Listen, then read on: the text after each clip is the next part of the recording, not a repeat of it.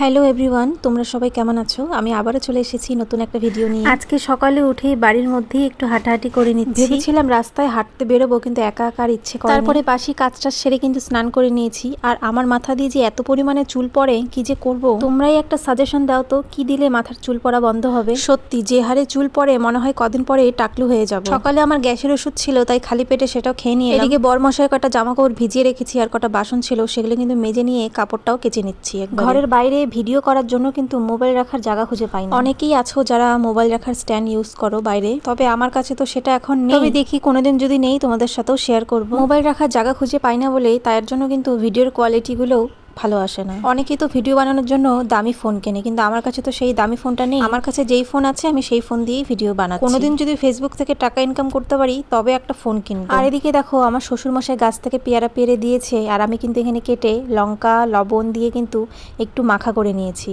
খেতে কিন্তু ভালোই লাগে। আমি আবার একটু কাঁচা কাঁচাই পছন্দ করি, আর পাকা পেয়ারা আমার খেতে ভালো লাগে না। আর বাইরের দোকানে যে পেয়ারা মাখা পাওয়া যায় সেগুলো তো খুব দারুণ টেস্ট লাগে।